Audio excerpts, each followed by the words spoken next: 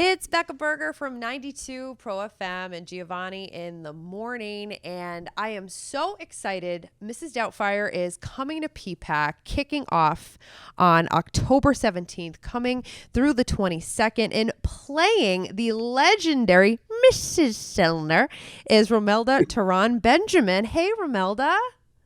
Hi, So how are you? I'm doing great. I have so many questions about because you know what? Listen, this was an iconic movie for us elder millennials, let's say, children of the 90s. Yes, But I'm sure that there needed to be some sort of updating for right. 2023 and in our current time. So if you could kind of walk us through that a little bit. Well, a lot of it is really very close to the movie. They stay very close to the movie.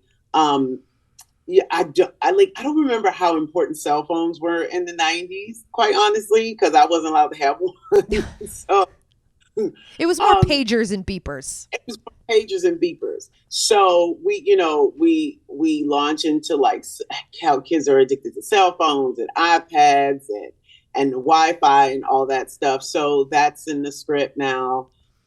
Since we're dealing with a 15-year-old, a 12-year-old, and I believe Natalie is like 8 or 9 in the show. So since we're dealing with that, we do deal with the technology aspect that Mrs. Doubtfire has to combat. Also, we update, that his brother, we mentioned that the brother is married, that he has a husband, which, as we know, something in the '90s was just not something that was mentioned, but it was like, this is my husband. Insinuated. Insinuated, but it wasn't. But here we're saying this is his husband, period. And there's a lot of things that we would not say too much, but there's a lot of things that we've updated the script um, to appeal to every audience. And what I will say is, like, when we were in Buffalo, it appealed to the audience. Hartford, it appealed to the audience. DC is loving it right now, and like, we're all loving the DC audiences just because they're like, oh, okay, we like it, we get it. But I think a lot of people who come to the show and expect to hear, a lot of the movie, they're going to be surprised. And they're going to be excited because you do get aspects of the movie. You get the important aspects of the movie, I feel like. And, you know, there's been so many young people, especially like last night, I noticed there were a lot of like younger people at the show who were like, I just saw the movie just because I knew we were coming to the show, and the movie was so good, and it's like it opened that movie to a new generation of audiences, and that happened to be one of my favorite movies. It's like one of those movies, you're having a bad day, you watch. At least I would watch that. It was on my list of movies to watch, and with late great Robin Williams, like, you can't go wrong with anything that you watch, and I feel like Rob McClure is a genius. I feel like um he you'll get everything that you want and you need when you come and see the show. Yeah, I mean, you said it. That's a tall order because, again, I can't use another word besides iconic because that's what that movie and that character was. Now, you already answered a question really of mine, which was they did update it to reflect today's time. So it's not like it's going to be that early to mid 90s feel. No, it's not at all. It's not at all. Like, not even the wardrobe. Like, it's very much so updated. I was kind of surprised because I didn't get an opportunity to see it on Broadway. Um, but it's gone through so many changes, and it's, when you come see, you're kind of like, oh, okay, wait. Especially us who saw it when it first came out in the 90s, you're like, oh, wait a minute, this is not, oh, okay, this is like for now. And I have been very shocked with how young our audiences are. And yeah, it's because it's for the kids and it's a family show, but we're talking about like 18, 19-year olds who are like, who are you talking about? But they love it. They absolutely love it. And Romelda, tell us now in the movie, we do meet Mrs. Sellner, and she does play a very big part to the mid to the end of the movie. But I never knew her name was Wanda. So is that another change from movie to show? I feel like in the movie, I haven't seen the movie in such a long time, but I feel like in the movie her name was Mrs. Mrs. Sellner. Sellner, yeah. But think they gave her a first name, and I think for Bravo, they're kind of like, we got to give her a first name because she can't just be Mrs. Sellner all the time. So it's very interesting because when I looked at when we were in Hartford, I woke up one morning and the movie was on. It had just started, but then we had to go. I had to go to the theater. But when I saw that scene, I was like, oh, that's kind of how the scene plays out with a couple of added lines here or there. But she's actually a bigger part from beginning, middle, and end than she was originally in the movie.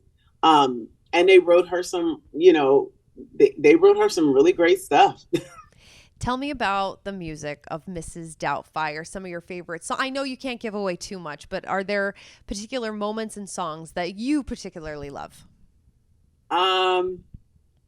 Well, there's one song, and I won't give it away too much because I think it's like one of the best parts out of several parts of the show. But one of the best parts of the show is when he does it's called Loopy Lenny scene, and of course Rob McClure it's like I can't even talk about it without giving it away because it's such, when you come to the show and you see it, you'll be like the audience goes wild for this one particular song that Rob does all the time. With another song that's Make Me a Woman is one of my favorite songs. Playing with Fire is one of my favorites just because it's the whole ensemble and it's like his nightmare of what's happening in his life. And then Miranda's song at the end is really, it's towards the end, but it's a really sweet song. It's just like that moment where I think Daniel realizes that this is his fault.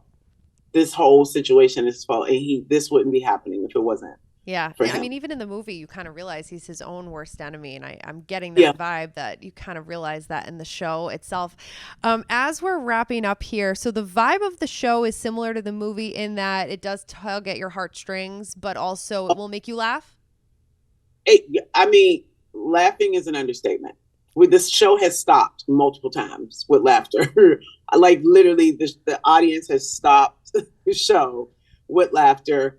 And it could be anybody on stage because it's like whether you're in the ensemble or you're a principal, there are moments where the audience is just following along with you and you get to a point and they're just like falling out laughing. And then you have your moments where we're all sitting backstage like, oh my God. Wiping away tears. Oh, my makeup. Right. You're like wiping away tears. And for me, there was one city where a cast member mentioned there was a father and a daughter in the audience, and they sang, Rob and Lydia sang one of the last songs of the show, and he just grabbed her hand, and I was just like now I'm getting choked up just thinking about it. I'm such a wuss when it comes to this stuff. Me too. Oh, totally. So he, that moment, and I think for anybody who's gone through it, because I did a panel before and I mentioned it, I was like, my parents got divorced, but I was also like not a lot older, but I was later in teenage years. And so to see it unravel on stage and go, these people, like I knew that my parents were unhappy, but to see like it unravel on stage and go, and him saying to his daughter, like, some people are just better apart, but that doesn't mean that they love you any less. We don't love you any less as our parents. And to like hear that and be older from when my parents got divorced is like, wow, this would have been something to see at that time where I kind of just, pushed away that angst or anxiety about it.